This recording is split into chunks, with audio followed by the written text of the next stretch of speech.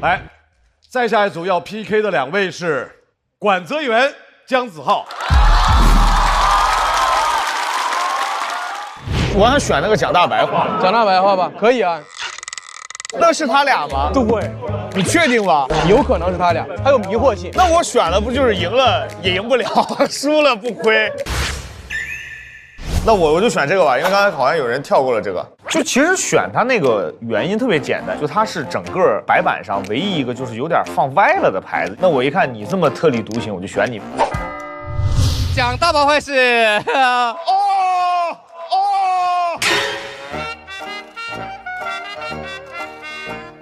姜子浩刚才我说，因为我跟他认识了很久很久了，这一次我觉得也比我最开始认识他的时候又成熟了非常非常多。当然我这也是大言不惭啊，我也没有资格评价人家，只是从观众的角度来说，其实很开心，非常开心，因为59个选手里边，如果真让我选的话，他可能就最合适的人选了。单独给他放个狠话。有空邀请我去 NBA 那里解说。不要怕被淘汰，我送你2张票来看我们英雄联盟的比赛。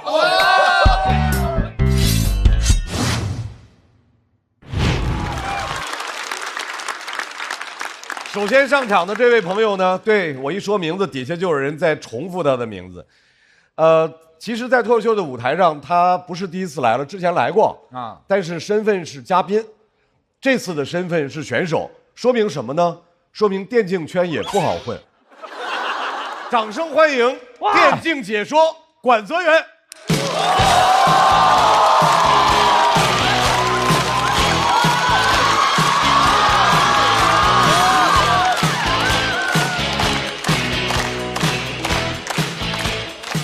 大家好啊，大家好，我是英雄联盟解说管泽元。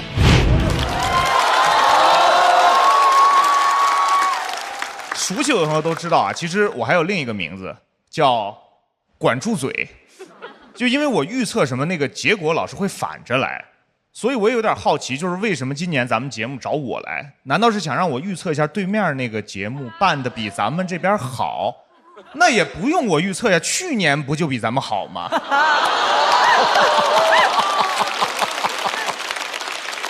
当然，我要跟大家说个实话，就是我预测其实是内心的真实感受。每次预测，我不会为了所谓的这种节目效果去博眼球，我都是做自己，就比 real， 你们知道吗？我一比 real， 大家就让我闭嘴。就我一个语言类工作者呀，我一说话，大家让我闭嘴，这种痛苦谁懂啊？只有张绍刚老师能懂了。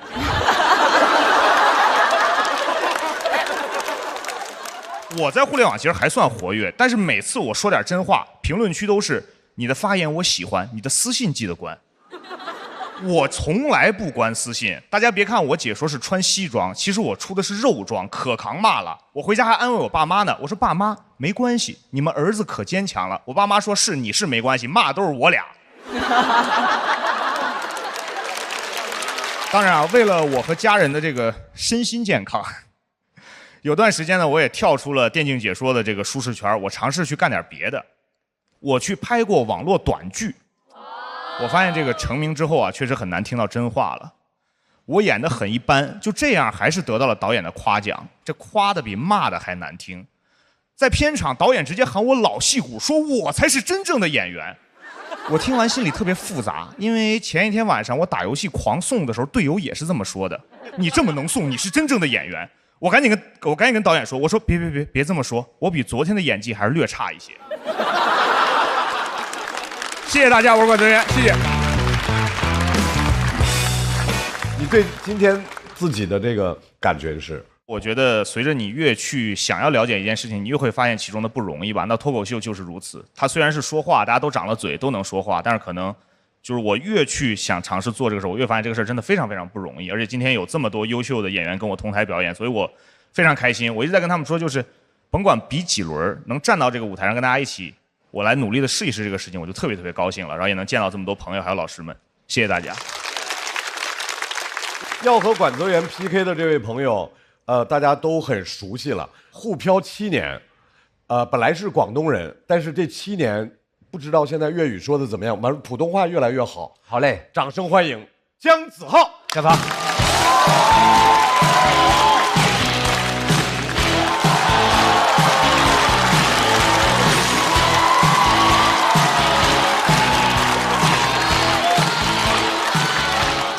谢谢。大家好，我子浩。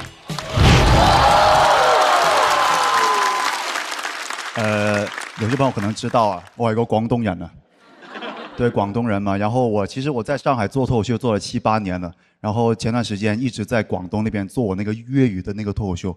說真的，跟普通話比，粵語那個演出實在是太落後了，你們知道嗎？我回廣東的第一場演出，我還是作為神秘嘉賓去的。這是笑點嗎？這個地方？結果那天啊，那個俱樂部你知道多原始嗎？因為他人手不夠，然後那個老闆還讓我幫忙在外面檢票什麼的。不是我這個人敏感吧？你們有人見過神秘嘉賓檢票的嗎？哈，我一心是想着回去衣錦還鄉的，結果說了一晚上 A 區2張，你知道嗎？那場演出一共就這麼10幾個觀眾，然後坐在第一排5、6個都聽不懂粵語的。我講到一半我都有點生氣了，我說你們聽不懂粵語，你們來幹什麼啫哈？然後前面那個觀眾跟我說啊，我覺得你們講粵語很好聽啊。好聽有鬼用咩？又冇人聽得明，喺呢個爛鬼節目啊，年年俾人當生豬肉咁砌啊！如果可以講廣東話，我早就發 Q 達啦，過撈嘢真係。好聽嗎？好聽沒有用的，沒有人聽得懂啊！說真的，哎，我真的覺得現在粵語市場搞成這個樣子，就是怪這個脫口秀這個破節目的。你都搞這麼多年了，為什麼不能學人家唱歌節目一樣搞個大灣區季呢？對不對啊？搞點粵語的嗎？我家裡那個50歲只會講粵語的姑媽也很需要快樂的，好不好？包括我自己啊，我作為一個純種的廣東人，我人生前22年我沒有離開過粵語地區生活，所以普通話本來對我來說就很陌生、很吃力的。就是我來上海之前，我的普通話就是這個樣子了，就是渣渣輝啊。叉燒分的那個水平了哈，我知叉燒分啊，你們知道嗎？我花了3年時間才搞明白"紈絝子弟"這個詞不念"直跨子弟"，你們知道嗎？當然我知道不是普通話的問題啊，就是我沒文化啊。是這樣子的，不是我不好好學普通話了，就是因為我小的時候是香港娛樂圈那個黃金年代。那個時候粵語實在是太輝煌了，就是他們給了我一種錯覺，就是學好廣東話走遍天下都不怕。工作之後發現走了廣西有點卡住了。廣西的朋友都瞧不起我的普通話，你們知道嗎？梁海源都覺得我有口音啊。我真的以前覺得粵語是最厲害了，我甚至會跟身邊那北方的同學說喂，你還不學粵語你沒前途的了喎，你以後啊出來怎麼混呢？以後講普通話進不了 TVB 的，我跟你說啊，一家人不能整整齊齊的了哈。他跟我說他的夢想是上春晚呢。我說在廣東沒有人看春晚的，沒多少人會看春晚。你們北方人上春晚是光宗耀祖啊，在廣東我哪怕當天晚上跟我媽說我要上春晚呢，我媽都會跟我說好，那你姑媽拿回來那就是青年走地雞，你吃不到的了喎啊。不在乎，我們根本就。以前粵語地區，你們想想，以前粵語風光的時候，身邊的朋友知道我是廣東的，都會跟我說：哇，你會講粵語哦，對吧？好洋氣哦。現在啊，朋友再知道我是廣東的，就會蟑螂好大，你們那邊。蟑螂之都啊，廣東現在就是，我說你沒有知道別的嗎？蟑螂會飛咯，你們啊，好恐怖了，你們那邊啊，又大又會飛那個蟑螂。啊，我還知道啊，你們那邊不上班的，對不對啊？天天收租的嘛，對不對啊？穿那個背心人字拖嗎？他還問我，哎，你們那個人字拖那個設計是根據蟑螂那個鬍鬚設計的嗎？啊？現在廣東就淪落成這個印象了，真的。以前粵語風光的時候啊，你們去 KTV 看一下，全都是那些北方的朋友在唱那種蹩腳的粵語歌啊，什麼黑鳳梨啊，哈，拿雙眼東影啊，哈，笑死個人。我現在哪敢笑人家啊？現在我為了推廣粵語啊，我都得盲目鼓勵他們了。現在無論朋友他那個粵語多蹩腳，我都會跟他說：喂，兄弟，你廣東哪裡的？粵語這麼標準，煙台，廣東煙台好地方哦，是吧？啊，你們那邊流行那個考公，考的是包租公，對不對啊？不擇手段了，我現在就是。你們現在知道粵語有多難推廣嗎？我其實手上有2個多小時的粵語段子了，但來這個破節目1分鐘都用不了的哈。没有人听得懂啊。其实你别说是我了，哪怕是我最喜欢的歌手容祖儿，容祖儿哈。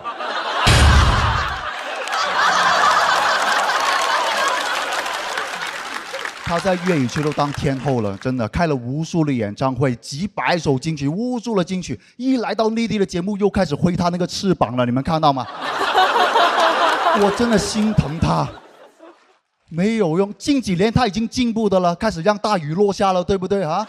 南水北调了啊，像个东海龙王一样了，一天天。我真的心疼他。其实这个事情啊，都怪这个香港的娱乐圈的。因为一直以来，你粤语那个文化的输出都是靠香港那边娱乐圈。然后你看看最近这10来年，香港娱乐圈有出什么几个能打的年轻的那明星吗？没有了。你反观内地的年轻明星，塌房都塌了好几轮了，人家。但这个事情不能怪年轻人的，主要是曾经的那些粤语文化的顶梁柱，现在也没有几个在为粤语出力的了。我这里有份名单哈。我一个一个给大家讲讲这帮人都在干什么鬼啊哈！气死我了，真的是啊！先说个导演啊，王家卫。哎，王家卫啊，可以说是粤语电影一个时代标志了吧？那时候啊，连重庆的森林里啊，讲的都是粤语啊。现在呢啊，现在宁愿拍《繁花》、拍沪语，都不愿意为粤语出一分力吗？《繁花》，香港的《紫荆花》你拍过了吗？啊？顺德的豆腐花你拍了吗？拍《繁花》，蒙老师瓦特了，我跟你说哈。疯了这个人，疯了，对吧？不过我后来查了一下啊，王家卫是个上海人哦。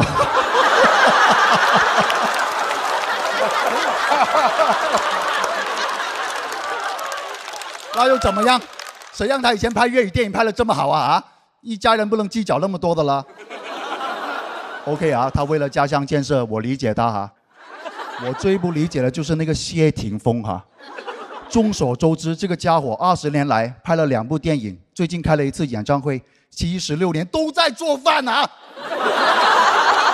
不是，他甚至做的都不是广东菜啊，这个家伙。霆锋，你是不是有毛病的？你这个地方啊，你觉得我喜欢你那么多年，图的是你那个爆汁烤肠的吗？哈。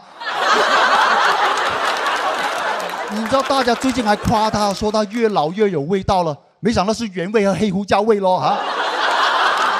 我一心想着他能把粤语文化发扬光大，没想到他一直想当中华小当家，这个家伙。霆锋，我跟你说，你是把王菲追回来了，但你已经失去了我了。你就跟你那个女人过去吧你啊！还有吴彦祖，你也别笑，你最离谱啊！在粤语电影市场最困难的时候，你丫为什么在短视频开始教英语了啊？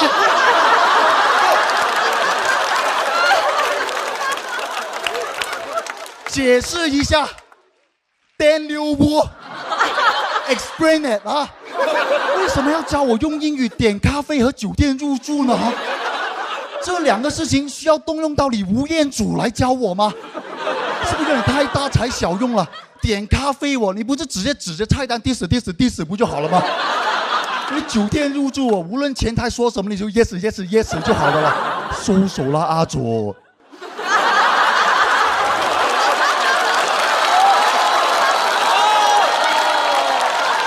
你们知道我那天打开短视频账号搜索吴彦祖的时候有多崩溃吗？在众多长沙吴彦祖、重庆吴彦祖里面，谁能想到吴彦祖教英语那个是你呀，大哥！英语这个东西谁教不能教啊？你在这里瞎敲心什么鬼啊？真的是。但我们粤语不一样啊！现在唯一能拯救粤语的项目就是吴彦祖嘴把嘴教你讲粤语了。能力越大，责任越大，阿祖，真的快回来了，大湾区需要你啊！你把向佐留在内地就可以的了。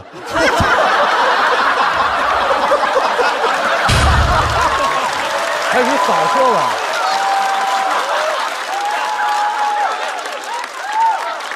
阿祖，我不管了。2025年我会一直在大湾区做我的粤语东笃笑专场的。你如果对粤语还有感情的话，就回来当我的神秘嘉宾啊！我可以安排你帮我捡票什么的啊！记得带上霆锋的烤肠，还有祖儿的翅膀啊！一家人最緊要係齊齊整整嘛，謝謝大家，謝謝。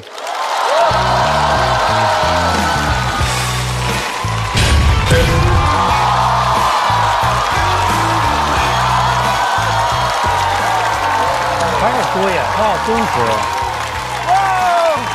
太大了，都能干到290，真的能干到290，我觉得可以。来，各位赶紧拿出手中的投票器，为姜子浩投票。倒计时开始，热烈的掌声。姜子浩坚持了7年了，在脱口秀的舞台上坚持时间最长的，看出来已经疯了，然后疯了，7年终于在那条轨道上，在常规轨道上走不了了，然后疯了，太棒了，了不起，子浩，爱你么么哒，真的是太好了。希望你收到我们的掌声之外呢，不要收到律师函，好吧啊？刚才说到了广西口音的海源，海源你是能听得懂粤语的，对不对？我在广州看过他的专场，然后非常非常好就是讲粤语的姜子浩，你感觉是另外一个灵魂，就是他在用他的语言去讲述他那方面的段子的时候，你会觉得是一个如鱼得水，就是很自由的那种感觉，非常好看，非常好看，谢谢。子浩，你怎么想到在今天就彻底不管了，我要进我自己的舒适区？哦，没有啊，这篇稿子就是这么设计的。然后，对我国语的表演风格是这样，我其实粤语是一个非常文雅，然后。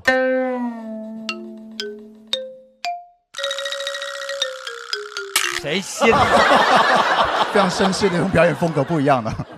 没事儿，相不相信的我们都被感染了啊！我真的非常喜欢我这一篇稿子的一个表演，因为也是非常真诚的，是我非常想表达的一个东西，然后也特别好笑。可以，太真诚了，太真诚了，开始大声的对着屏幕开始摇人，太真诚了啊！我觉得每一次子浩只要一愤怒，就怎么演怎么有。其实我有时候觉得，人只要直面自己，就是我最恐惧的，或者我认为那是我最艰难的地方，那就是最容易出活出效果的东西。因为我写这篇稿子的时候，也会有特别担心，因为在座朋友也不是大湾区的朋友，也不是讲粤语的朋友，他们可能不会有像我一样对粤语的那个执着，跟对粤语的那个情怀了。所以我要想一个办法，让他们也能理解到我在粤语地区觉得现在粤语没有以前那么好的那种委屈。所以其实我的文本也是值得没有，我现在就能一个个肯定自己哈。大老师是看了一眼孟川，然后说又疯了一个，又疯了一个，又疯了一个，对，这隔空吐槽大会啊，太厉害了啊！姜子浩，我不知道现场有多少是老观众，就是在这个舞台上这么多年，姜子浩是每年都来，然后每年都表现最差的，也选手之一之一。所以有一次我跟他互动的时候，我还毫无恶意的问了一下，我说：“你非得做这个吗？”毫无恶意这个词儿用的非常精准的。毫无恶意，就是一个中年人对年轻人那种心疼的那种感觉，就是说，感觉那个时候他表现的毫无天分，所以我就说，这句很有恶意，好吧？一点恶意都没有。当时我说那个话的时候，全场也是爆笑，他们理解成是我在歹毒的拿他开玩笑，其实真的不是。其实我完全理解当时。但是这个舞台让我特别感动的就是，我们在这舞台上看了很多年的表演，很多人看起来毫无希望，但是他们这么狠的都，但是，到了某一个点以后，突然间我就觉得，幸亏你内心强大。我当年问那些话的时候，你可能心里想的是傻叉什么的，然后也没搭理我。然后一直坚持下来，没有，所以我们才有机会看到这么精彩的表演，非常了不起。谢谢。在这个舞台上能坚持7年，能坚持连续，从不缺席，其实是一件很艰难的事情，尤其是名次好像一直没有那么好，一直都没有那么好。但其实我一直想说一下这个事情，就是很多朋友老是对我的印象觉得哇，好不容易啊，真的一直坚持。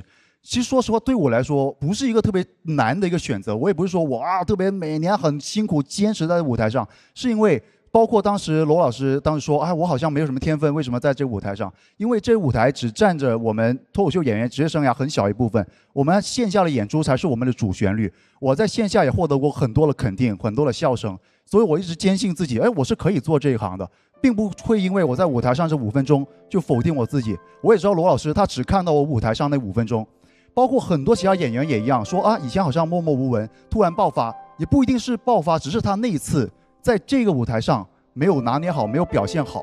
其实大家都是这么过来的，所以我也没有说我在坚持很难受，没有的。你本来喜欢这个事情，对吧？就是你就会一直做的呀，就是这样，然后也能养家糊口什么的。再次掌声送给姜子浩，谢谢。同时，我们要把广作员请回台中。当你翻到说大白话的人是姜子浩，当时的感觉是，终于有机会给兄弟当垫脚石了。我得说一下这个话，管哥真的人真实在太好了。当他知道是对手的时候，一直跟我说：“子浩，我送你一程。”不是那个意思，就他一直说啊，碰上我你好好表现，一定晋级，肯定晋级。什么我在那个等你什么的，其实没有必要。就因为这个怎么说，你是跨界来，这是我的饭碗，然后多了，有点多了。各位，他们2个的 PK 真的给我们带来的都是惊喜，一个是跨界的惊喜，一个是坚持的惊喜。再次把掌声送给2位。笑谈给的姜子浩是40票满票，我们来看一下2位的最终票数是。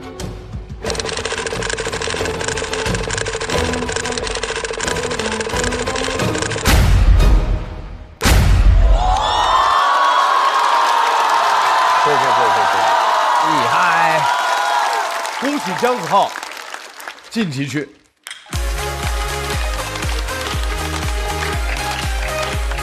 广作员需要进入到等待区。